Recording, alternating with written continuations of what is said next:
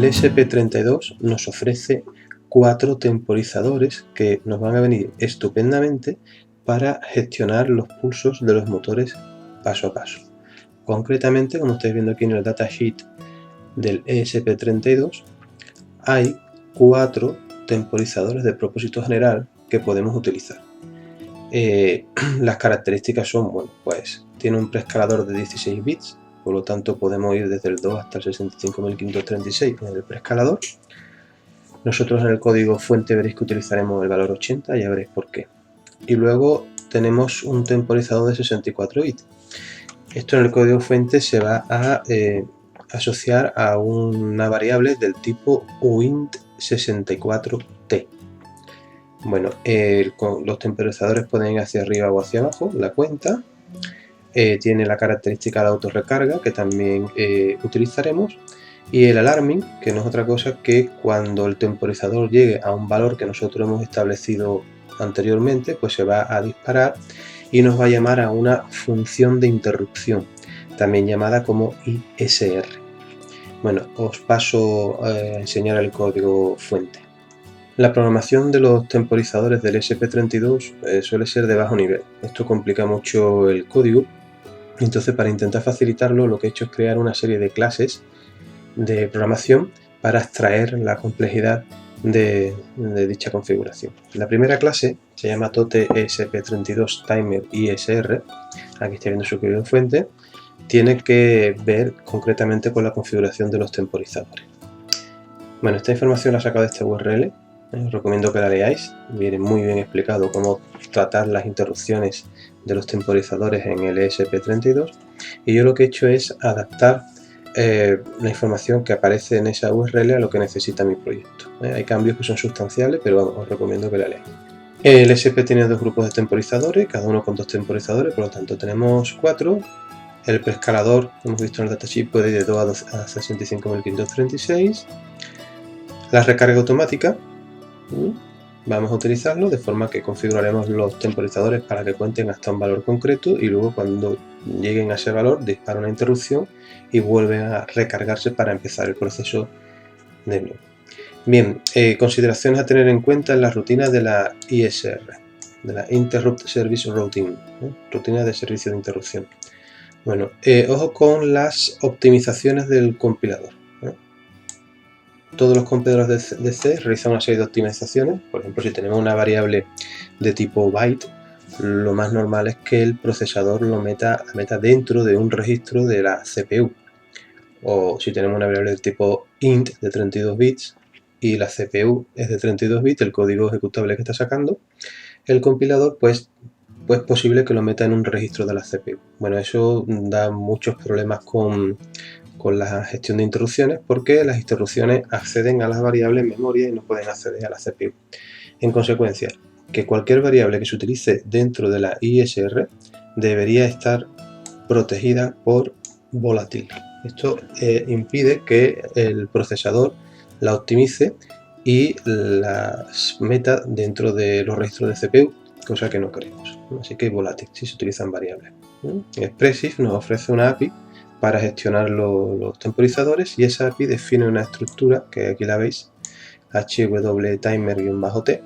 Nosotros lo que vamos a crear es una variable que realmente es un puntero hacia esa estructura, y en esta variable, accediendo a la estructura, indicaremos qué temporizador de los 4 disponibles queremos utilizar, qué valor le cargamos para la cuenta, si la cuenta es hacia arriba, hacia abajo, y además a qué función de interrupción queremos que llame cuando se produzca dicha interrupción. Bien, en el código, aunque yo no lo uso para este proyecto, veréis construcciones como esta que sirven para sincronizar el acceso, la modificación más que el acceso, la modificación de una variable global que pueda ser utilizada por el código principal y por la rutina de interrupción. ¿De acuerdo? Esto hay que protegerlo, se llama sincronización, y la clase que estáis viendo aquí también lo tiene en cuenta. Bueno, dentro de la función setup de nuestro sketch, ¿vale? Tendremos que en principio llamar a begin, timer begin, para inicializar el temporizador. Tenemos que poner un preescalador. Este párrafo de aquí es muy importante que se tenga en cuenta. ¿no? Y lo que viene a decir es que si utilizamos un preescalador de 80, entonces cada tick equivale a un microsegundo. Por lo tanto, si ponemos el preescalador en 80, las cuentas que nosotros vamos a proporcionarle al temporizador, la unidad será el microsegundo, que es bastante cómodo para nuestros propósitos, ¿no? Entonces, ¿cómo se instancia, cómo se, no es un objeto, ¿no? ¿Cómo se crea, se configura el temporizador? Bueno, pues llamando a la API, a la función timerBegin. 0 es el número del temporizador que queremos usar, tenemos 0, el 1, el 2 y el 3, 80 es el valor del preescalador y true lo que significa es que vamos contando hacia arriba. Si ponemos false, contaremos hacia abajo. Por otro lado, cuando el contador llegue al valor que debe contar, tenemos que indicarle a qué función queremos que llame, y eso se hace con esta otra función de la API, timer attach interrupt. Le decimos sobre qué temporizador estamos trabajando y le decimos también, en este caso, onTimer es una función, por lo tanto, ampersand onTimer lo que estaría cogiendo es la dirección de memoria de esa función y se la estaría pasando a la API.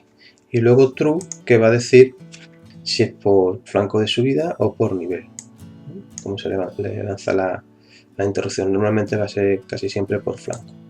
Cuando pase de valor bajo a valor alto se dispara la interrupción.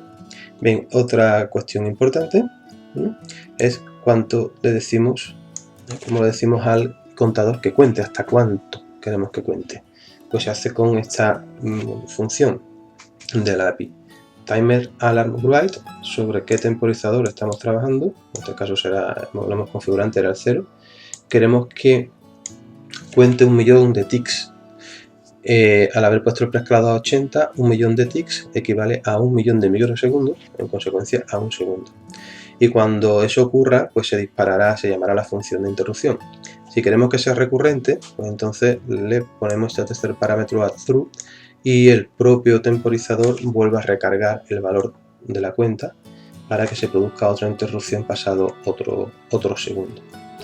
Esta función habilita el temporizador, ¿vale? Habría otra que es timer alarm disable, deshabilitaría el temporizador. Y de forma, digamos, genérica, una función setup sería esta, ¿no? Bueno, esto es la comunicación seria, que no es importante aquí, ¿no? Esta de acá que os señalo. ¿Vale? Iniciamos el temporizador 0 con un preescalador de 80, lo enganchamos a la función onTimer, que la va a llamar cuando esto ocurra, que cuente 1.000.000 de microsegundos y lo habilitamos, ¿vale? Como veis, aquí no hay programación orientada a objetos ni se está utilizando en ninguna clase, y este código que os presento pues va a adaptarlo dentro de lo posible a ello.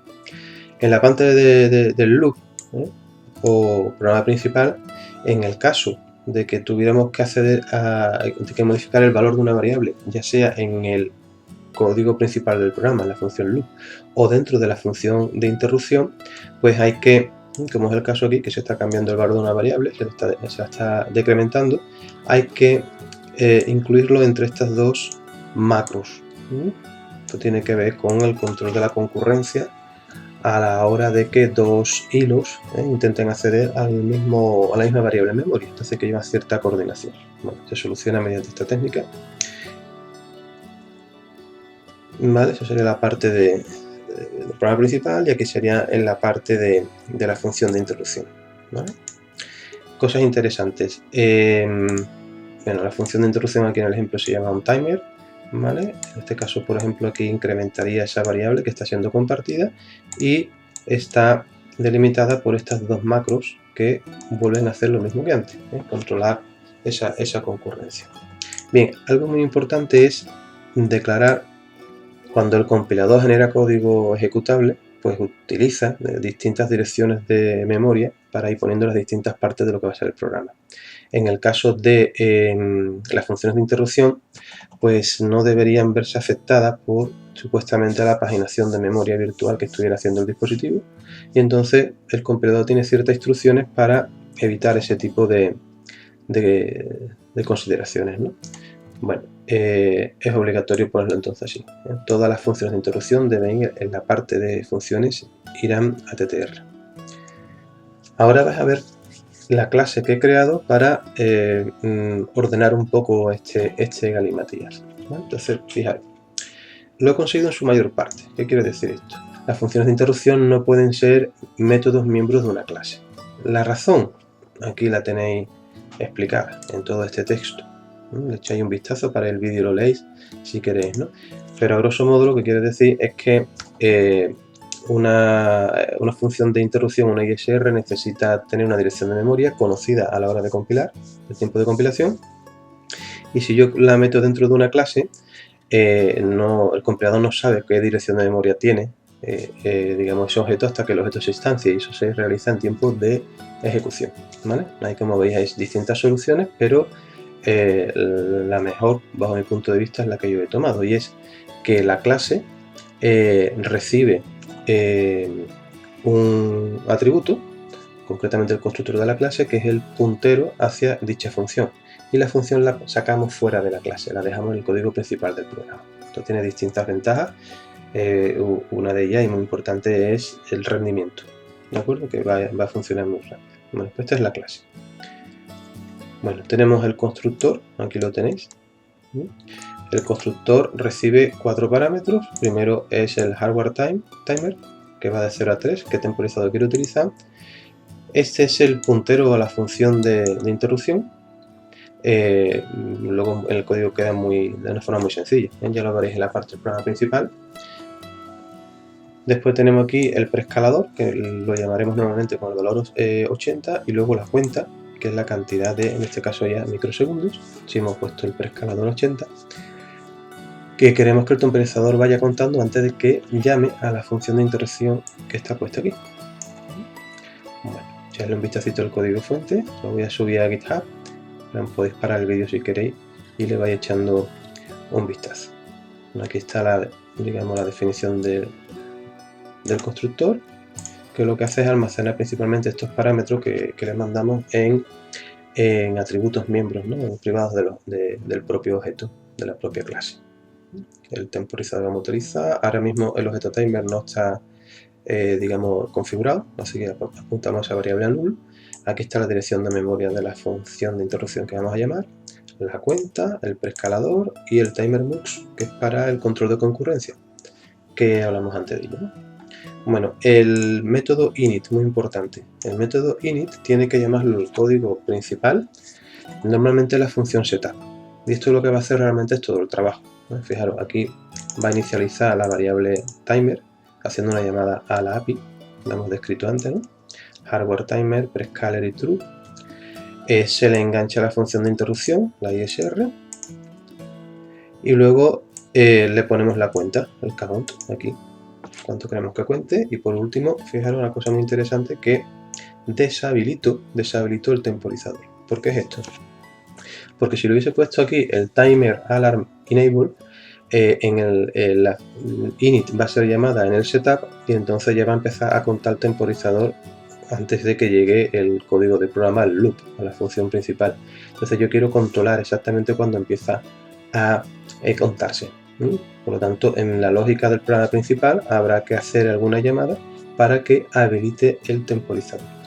De hecho, el resto de métodos que veis aquí son métodos auxiliares, y concretamente este de aquí, enable, es el que llamaremos para que luego se habilite el temporizador, ¿vale? Entonces en el programa principal llamaremos enable y cuando deseemos, entonces empezará la cuenta.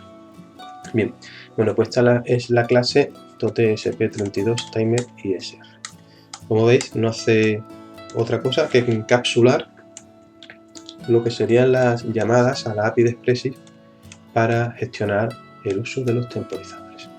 Esta otra clase, que se va a llamar TOTESP32 motor timer, es una clase heredada de la clase anterior que hemos comentado, ¿vale? Y va a estar especializada en el envío de los pulsos para mover los motores micropasos a un driver. Concretamente yo utilizo el DRU8825. En este caso, este driver lo que va a hacer es proporcionarnos un ping que nosotros al cual nosotros le tendremos que ir mandando pulsos, y el driver obviamente luego pues citará las bobinas de los motores convenientemente. Entonces en este cronograma que veis aquí, pues estoy representando el tren de pulsos, ¿no? El tren de pulsos que se le mandaría al DRV8825. En este cronograma es importante atender a estos tres valores temporales, T1, T2, T3, que estarán asociados luego a distintos valores de la cuenta del temporizador. Bueno, T1 se puede considerar, si queréis, que es el valor 0, ¿vale? Entonces sería 0, T2 y T3. Pero bueno, le he puesto T1 para generalizarlo. Entonces es muy importante, ¿no? Se definen dos valores de tiempo. El pulse, period, estos son luego atributos de esta clase, ¿no? Pulse period, que es el tiempo transcurrido entre T1 y T2, es decir, el pulse period es el ancho de este pulso. Y luego tenemos el steep period. Steep period es el periodo, el tiempo que va desde que se emite un pulso hasta que se emite el siguiente pulso, digamos que sería el periodo del tren de pulsos, ¿no? Iría de T1 a T3, de T1 a T3. Bueno, esto es muy importante que se tenga en cuenta para entender luego cómo funciona la lógica de esta clase. Bien, aquí tenemos un ejemplo de la función ISR que veréis en el código principal. Os recuerdo que la función de interrupción debe ser una función externa a las clases o conjunto de clases heredadas, y esta la encontraremos en el programa principal, ¿vale? Entonces, fijaros, la idea, a modo de ejemplo, es que esta clase la voy a utilizar para controlar el motor de tracking o de ascensión recta de una montura de un telescopio. Este motor tiene que mandar, a este motor le tenemos que mandar pulsos con una frecuencia concreta. Por ejemplo, pueden ser aproximadamente para de 15 a 20 pulsos por segundo, para que vaya moviendo el telescopio a una velocidad constante. Por lo tanto, esta función deberá llamarse con esa frecuencia, 15-20 veces por segundo, ¿vale? Bueno, entonces, ¿qué es lo que va a hacer esta función de interrupción cuando sea llamada? Lo primero que va a hacer es comprobar si se está procesando la interrupción. Es decir, el mecanismo de interrupciones obviamente es completamente asíncrono. El código puede estar procesando esta interrupción y producirse otra vez la interrupción, y en consecuencia se va a volver a llamar al mismo código. Entonces eso hay que controlarlo porque los resultados pueden ser impredecibles. Así que lo primero que hace, la primera instrucción, es llamar a este método del objeto, que lo que nos va a decir es si la interrupción la estamos procesando o no. Si no se está gestionando o procesando la interrupción, pues entonces seguimos. En el caso de que esto no fuera así, hay aquí un return que evitaría que se ejecutara dos veces el código. ¿Bien? Bueno, vamos a suponer que no se está ejecutando la interrupción, entonces ahora mismo vamos a bloquearla por si las moscas y llamamos a setHandling ISR a true, ¿vale? De forma que si se produjera ahora otra nueva interrupción, al leer este valor, pues nos devolvería true y ya haríamos el return.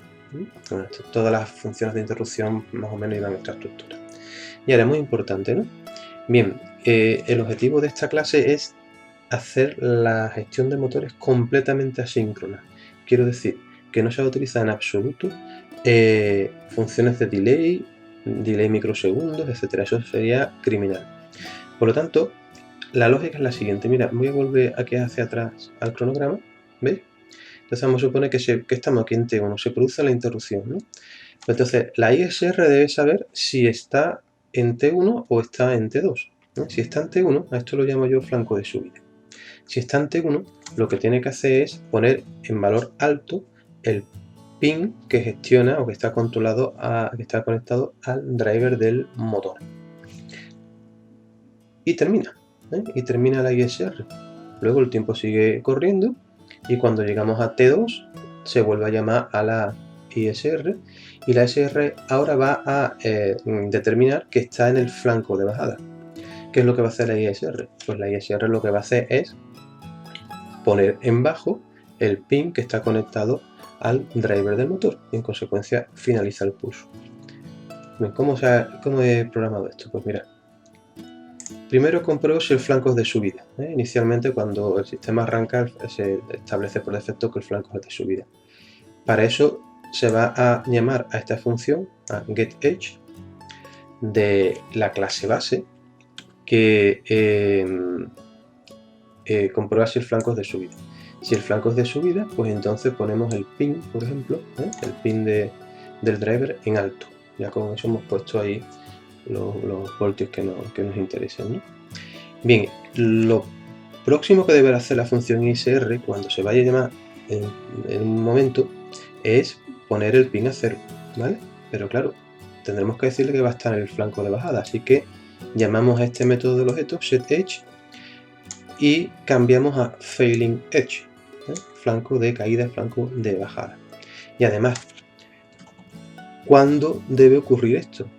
Pues esto debe ocurrir en esta cantidad de tiempo, en getPulsePeriod. Si me voy para arriba, supongamos que estamos aquí en T1, en el flanco de subida, y entonces tenemos que decirle a la ISR que ponga el valor para la próxima temporización en T2. T2 es el pulse period, que aquí lo hemos visto. En consecuencia, lo que hace esta instrucción es decirle, oye, temporizador, vuelve a lanzar la ISR dentro de X microsegundos. Cuando eso ocurre, ¿vale?, que será en T2, vuelve a llamarse la ISR y el proceso continúa. La ISR comprueba si ya está ejecutándose, obviamente no debe estar ejecutándose, sigue por aquí, y ahora vamos a comprobar si estamos en el flanco de subida o en el flanco de bajada. Ahora debemos estar en el flanco de bajada y este if no debe dar false, así que nos vamos aquí al else. ¿Qué es lo que hace el else? El else pone el pin en valor bajo, estamos quitando el pulso, y ahora nos vamos a preparar para el próximo ciclo. El próximo ciclo sería ya T3, deberíamos ponerle que va a ser un flanco de subida. Y en consecuencia eso es lo que decimos, ¿no?, que el próximo es un flanco de subida. ¿Y cuándo debe producirse? ¿Cuándo debe producirse ese evento? Pues fijaros, aquí pongo getSteepPeriod menos getPulsePeriod. Es decir, ahora mismo el temporizador estaría aquí en T2 y queremos que ocurra de T2 a T3. Bueno, pues como lo único que tenemos que hacer es restarlo, pues T3 menos T2 sería esta distancia de aquí, que es la que yo necesito que se cumpla para que se dispare de nuevo. Ahí lo tenéis, ¿no? GetSteepPeriod menos getPulsePeriod.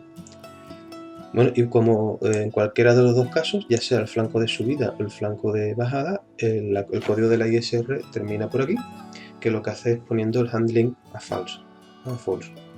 Bueno, como veis, el código de la ISR es muy escueto, realmente son dos comprobaciones y llamadas a métodos que, como veréis en las clases, si las miráis, son métodos inline que lo único que hace es acceder directamente a variables, a direcciones de memoria. Bueno, muy bien, aquí tenéis todo comentado lo que os acabo de decir, por si lo queréis ir leyendo despacito. Os paso por si queréis darle al pausa del vídeo. Bueno, consideraciones adicionales, ¿no? Interesante, dice, existe una situación que no debe producirse, y mira el cronograma, y es que T2 sea mayor que T3. Me voy para arriba el cronograma. ¿De acuerdo? Aquí tenemos nuestros pulsitos, ¿no? El pulso va a durar de T1 a T2 y el próximo pulso va a darse en T3, ¿no? Pero, ¿qué pasa si T2 va creciendo? T2 va creciendo. Pues puede llegar un momento en que T2 sea igual a T3. Por lo tanto, tendremos aquí, digamos, una onda cuadrada que no iría nunca hacia abajo porque se volvería a producir el flanco de subida que volvería a ponerla hacia arriba, ¿no? Entonces, en consecuencia, esto no debería darse nunca. Y el código fuente tiene un mecanismo de protección para evitar que sea esto, ¿no? Cuando intentamos cambiar el ancho del pulso, entonces hacemos una comprobación, y es que el ancho del pulso no sea igual al ancho entre pulsos, ¿para entendernos, ¿no? Y entonces no va a pasar nada porque el propio código fuente lo controla. Ten en cuenta que también podemos llegar a esta misma situación, ¿no?, donde T2 pisa a T3, no haciendo el ancho del pulso muy grande, sino elevando la frecuencia de los pulsos. Por lo tanto, se van haciendo cada vez más estrechito el tren de pulsos y tendrá más montañitas, ¿no? Y también podría llegar a tropezar T2 con T3, y esa situación hay que controlarla. Bueno, aquí se lo tenéis explicado aquí, ¿de acuerdo? Bueno, en las pruebas que he hecho con el osciloscopio, ahora os lo pondré, los valores extremos seguros, es decir, puedo llevar el sistema al límite y sigue funcionando perfectamente. El pulse period, periodo de pulso, el ancho del pulso, es de 4 microsegundos, teniendo en cuenta que los drivers de los motores requieren un pulso de al menos 2 microsegundos, podemos darle perfectamente 10 microsegundos, 15, 20 microsegundos y estamos cumpliendo los criterios. Bueno, el mínimo al que podemos llegar con este sistema es 4 microsegundos, ¿no? Bien, y el step period, como veis aquí, leéis aquí el texto también, pues entonces son 10 también. Por lo tanto, la frecuencia máxima serían 100 kHz. Bueno, los motores micropasos nunca en la vida van a poder moverse tan rápido. Así que, como veis aquí, normalmente van a 1 kHz. Tenemos un margen casi del 100% a la hora de gestionar el SP32. Bueno, aquí tenéis el resto de la clase, por si queréis echarle un vistazo de qué es lo que hace. Bien, y yo lo que me quedé por enseñaros es el programa principal. El programa principal estaría aquí.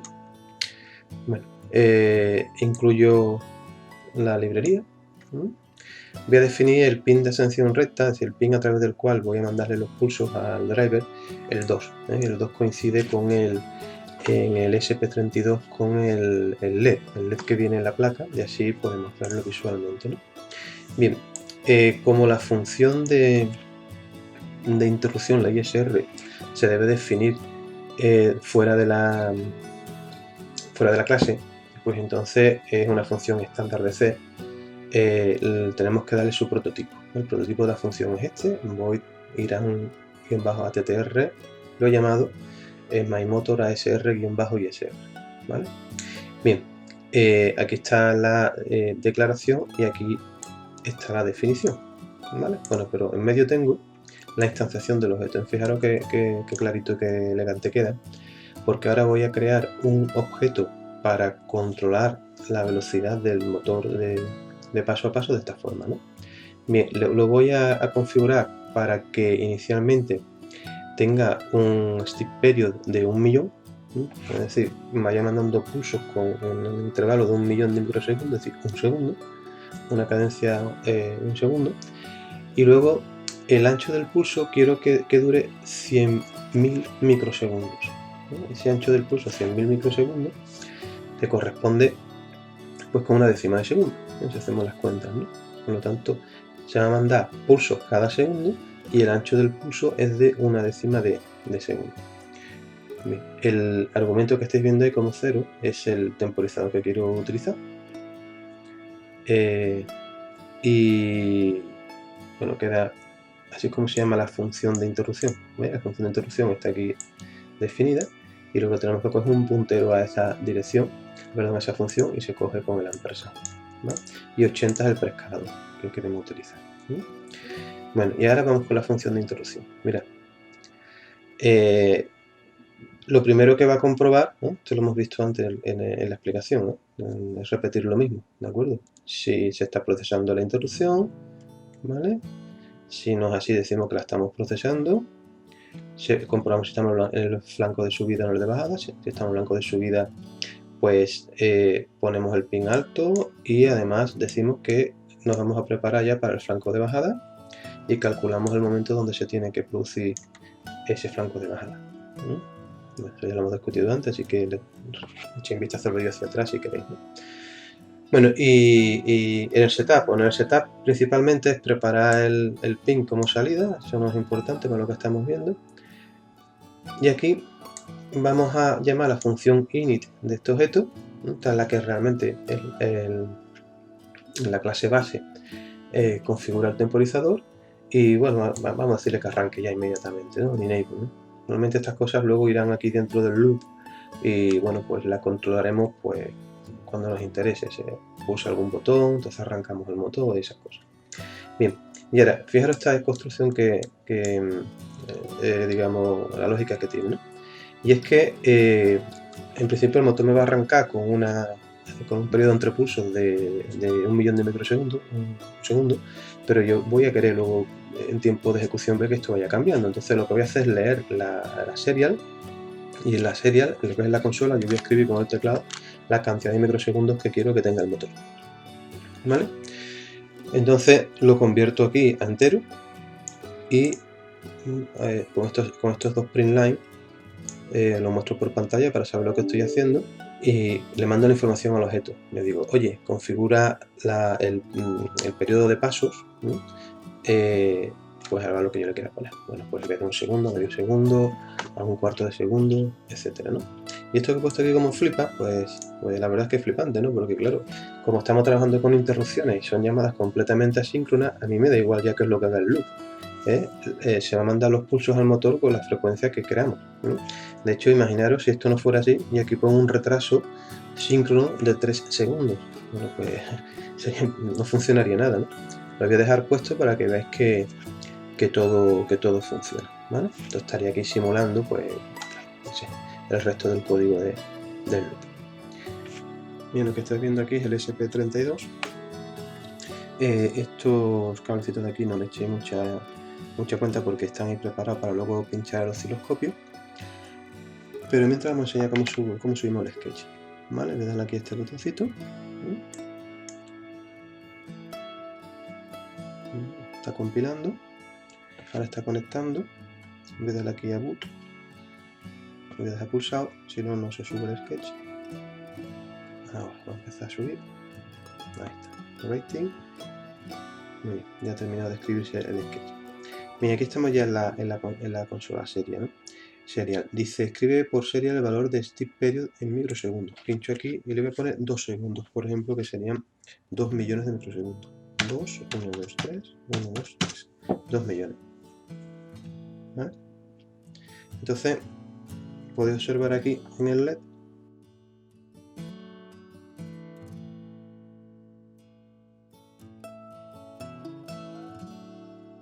copio para ver que esto es cierto. Voy a cambiar la frecuencia, le voy a poner a medio segundo, es decir, 500.000 microsegundos. 500, 1, 2, 3. ¿Vale? Entonces fijaros cómo la frecuencia ahora ha aumentado, ¿no? Quiero que sigáis viendo que en el loop principal tengo un delay de 3 segundos, ¿no? Bien, este es el laboratorio que tengo montado. Aquí tienes el portátil que tiene cargado el software del osciloscopio. Aquí está el osciloscopio, ¿ven? Y la sonda del osciloscopio, que por un lado es la toma de GND, está puesta a la GND del SP32 y la punta de la sonda está conectado al pin digital de 2, que es el que tiene el built-in LED, ¿vale? El LED que viene integrado. Ahora pasamos la pantalla para verlo mejor. Bueno, aquí estamos de nuevo. Ya tengo todo el tinglado funcionando. ¿Vale? Por un lado tengo el código fuente cargado con el monitor serial abierto y por otro lado tengo el osciloscopio funcionando. Entonces ahora vamos a ver, ya está, es un osciloscopio USB, entonces hay que tener un poco de paciencia, ¿vale? Bueno, inicialmente está trabajando con un pulso de 1 segundo, 1.000.000 de microsegundos y un ancho de pulso de 1/10 de segundo, 100.000 microsegundos. Vamos a ver si eso es correcto. Bueno, como ya tengo ahora mismo captura todo, voy a pararlo para poder trabajar con el osciloscopio más cómodo. Detengo la captura, espera que termine. Ya terminó. Bien, y ahora vamos a trabajar con la base de tiempos para ir ampliando la señal. Vamos a ver, aquí tengo un pulso. No me da, voy a tener que reducir un poquito. Aquí está bien, ¿no? Bueno, vamos a ver primero si el ancho de pulso es correcto. Pincho de aquí, ¿no? Hasta acá, más o menos. El osciloscopio USB, insisto, tiene algunas limitaciones. Aquí está marcando 996 milisegundos. Como veis, está bastante bien porque lo pusimos en 1 segundo, que serían 1000 milisegundos. Si vuelvo a pinchar con un poquito más de habilidad, que si a esto acá, 1 segundo de, digamos, de distancia de pulso a pulso. Y ahora vamos a medir el ancho del pulso. Este ancho hemos puesto que sea 1/10 de segundo, 100.000 microsegundos. Entonces aquí sí podemos ampliar un poquito la base de tiempo. Vamos viendo si esto. Un segundito, quito el cursor. Aquí está, vamos a seguir ampliando. Aquí está. Mucho, un poquito menos. Aquí, esto es lo máximo que me permite. Vamos a medir aquí el ancho de este pulso. De aquí. Aquí aproximadamente. ¿Veis? El ancho del pulso son 100 milisegundos, solo que es lo mismo, una décima de segundo. Bueno, esto era lo de esperar. Voy a ponerlo a que registre de nuevo. Vamos a ponerlo en automático. Y vamos a bajarle la base de tiempos para que se vea el tren de pulsos. Por ejemplo, en un segundo creo que estará bien. Bien, ya capturado que tenemos el tren de pulso. Ahora lo que voy a hacer es irme al código de fuente y se lo voy a cambiar. ¿Vale? Vamos a ponerle aquí un stick period de 500.000 milisegundos. ¿Vale? Y ahora deberemos ver en el osciloscopio cómo cambia convenientemente. Ahí está. ¿Vale? Ya refresca por esta parte de aquí. Todavía esto no lo ha refrescado. Insisto, en el osciloscopio USB hay que tener mucha paciencia, si no los resultados te engañan. Bien, ya ha terminado, ¿no? Bueno, pues podemos ampliar y observar que el resultado, aquí en pause, el resultado es el mismo, ¿no? En este caso que la frecuencia es mayor, el ancho del pulso tiene que seguir siendo el mismo. Dijimos que era de una décima de segundo. Ahí está, ¿no? 100 milisegundos, una décima de segundo. Y en este caso, pues de aquí a acá, bueno, pues tenemos ahí 500 milisegundos, que eso es un periodo de 2 segundos.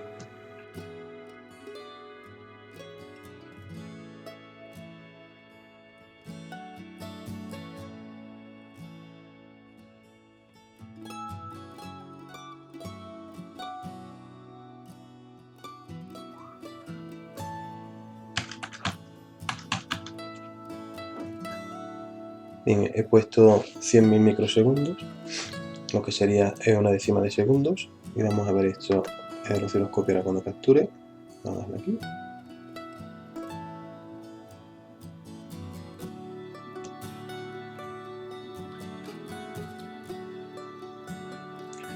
Si ves el código fuente, le he puesto un ancho de pulso de 20 microsegundos.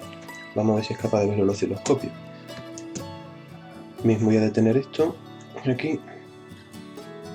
Voy a centrar la señal y voy a ampliarla para medir vamos a medir primero el ancho de pulso. Vamos a darle un poquito. Me he pasado un poquito menos.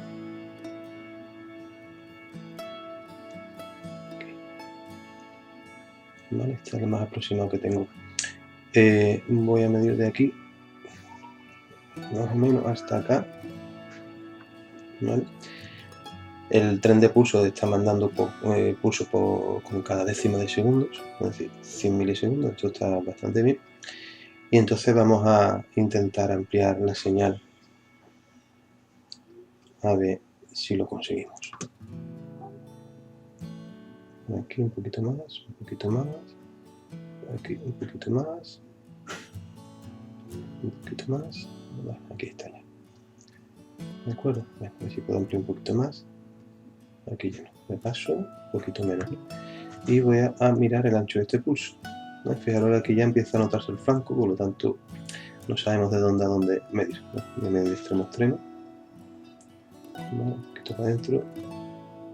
¿Vale? Aquí 21 microsegundos, le puse 20, no está mal. Si mido un poquito más arriba, de aquí a aquí, ¿no? Si lo tengo 21, si mido desde el punto medio de aquí a acá, tengo 20,3 microsegundos, más o menos lo que estábamos diciendo, ¿no? Bueno, ahora voy a subirle, para que veáis lo que ocurre, voy a subirle el tren de pulsos, ¿no? Está mismo en 100, aquí está, ¿no? Están 100.000 microsegundos, vamos a ponerle pues 100 microsegundos, si os parece. 100 microsegundos, con una velocidad muy alta. Y vamos a poner el osciloscopio a registrar. ¿Vale? Voy a ir aquí al pause. Vamos a un poquito la resolución. Aquí está, ¿no? Entonces tengo pues que de aquí hasta aquí, más o menos, son 90, a ver si pongo un píxel, lo que me hace falta moverlo. Aquí está. ¿Vale? Tengo 100 microsegundos, que es la velocidad a la que le he puesto, y luego el ancho del pulso debe seguir siendo el mismo, más o menos. No lo voy a ampliar ahora. Aquí yo tengo 19,3, 20 aproximadamente. Bueno, vamos a subirlo más. Vamos a bajar a 50.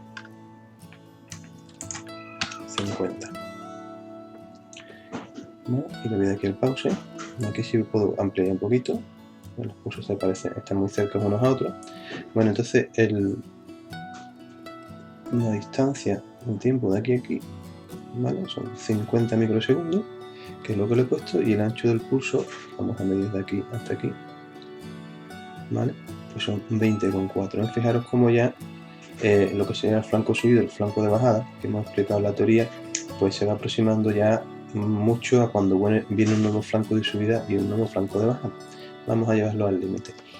Vamos a ponerle 25.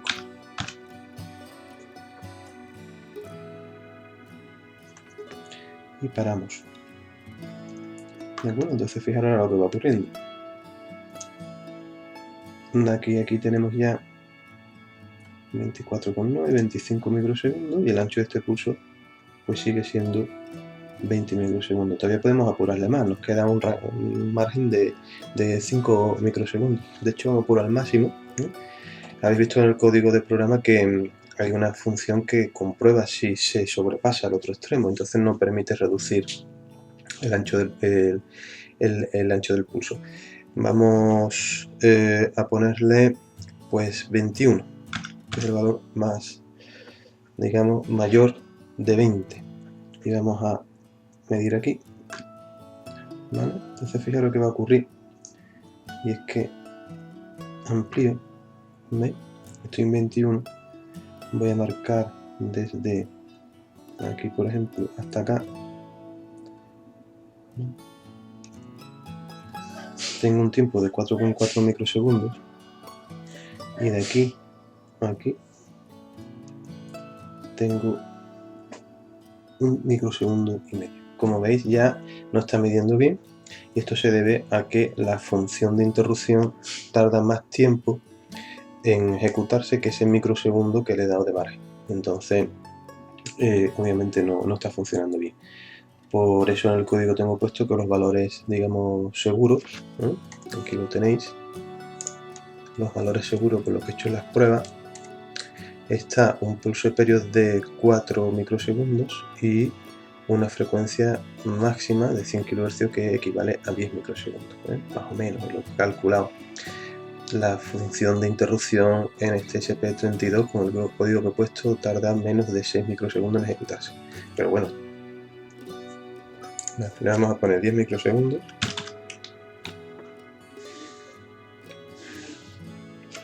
Y vamos a ver qué está ocurriendo aquí. Vale, vamos un poquito.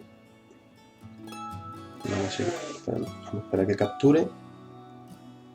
Pause. Bueno, esto estamos hablando ahora ya de aquí a aquí. Son 4 microsegundos, que es el valor máximo, vamos, mínimo que le he puesto. Y de aquí a acá tengo 10 microsegundos, ¿vale? Ahí lo veis, ¿no? Bueno, esas son las pruebas que he hecho con el osciloscopio. Como veis, está muy bien. Nunca el driver me dice que requiere un pulso mínimo de la mitad de esto, o sea, soy casi capaz de llegar al doble del pulso mínimo.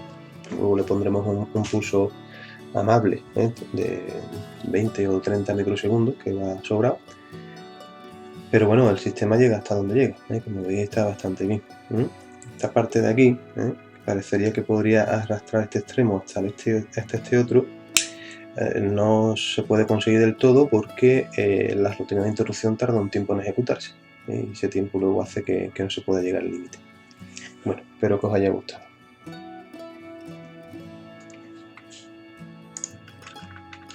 Bueno, ahora vais a ver la verdadera razón por la cual he creado una clase para administrar los temporizadores del ESP32. Y la razón no es otra cosa que puedo instanciar varios objetos. Fijaros, ahora sigo teniendo mi motor de ascensión recta, pero ahora también puedo tener mi motor de declinación, ¿de acuerdo? Estos son valores que he puesto. Lo voy a dejar el periodo, por ejemplo, de 20 microsegundos, que me parece bien, y este también 20 microsegundos, me parece también bien. Para el motor de ascensión recta utilizo el timer 0 y para el otro utilizo el timer 1. Todavía el SP32 me permite utilizar otros dos temporizadores. Bueno, para el 0 llamo a esta función de ISR y para el 1 llamo a la otra función de ISR.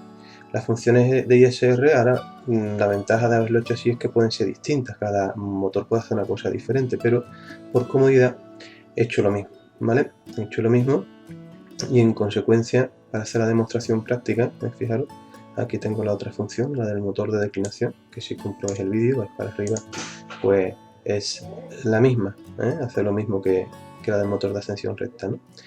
Bueno, ahora tengo dos pines, el de ascensión recta sigue siendo el mismo, el del LED, y el otro es el pin 18, que era el cablecito ese verde que visteis por ahí en principio suelto, y ahí es donde voy a poner la segunda sonda del osciloscopio. Vale, ¿qué voy a hacer?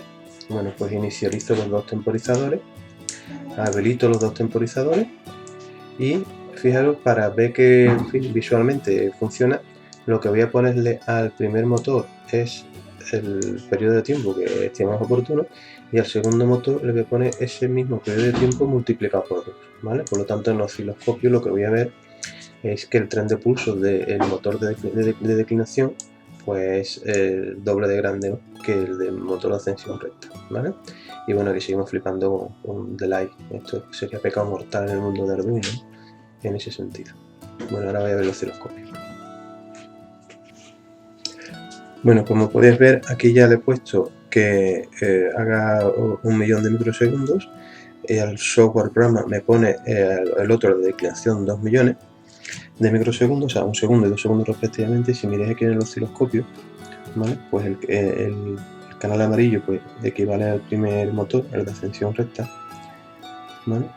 A ver si soy capaz de verlo aquí en medio. Ahí está, ¿no? Y entonces está mandando pulsos, la división es 1 segundo, ¿no? Pues aquí está mandando pulsos una vez por segundo y en este caso, ¿vale?, aquí a este otro pues está mandando pulsos cada 2 segundos, o sea, el doble del anterior, ¿no? Si ahora vamos ampliando, ¿vale? Bueno, vamos a hacer otra cosa. Vamos a meterle, por ejemplo, aquí 1000 microsegundos. ¿Vale? 1000 microsegundos y 2000 microsegundos, es decir, 1 milésima y 2 milésimas de segundo. Vamos a darle aquí, ¿vale? Y vamos a ampliar un poquito para que se vaya viendo los trenes de pulso, ¿vale? Se va viendo ya estupendamente cómo funciona. Bueno, 1 kHz, un moto de paso a 1 kHz ya es bastante respetable. En cualquier caso, vamos a medirlo un poquito con más precisión, ¿vale? Pues este va de aquí más o menos hasta acá, ¿vale?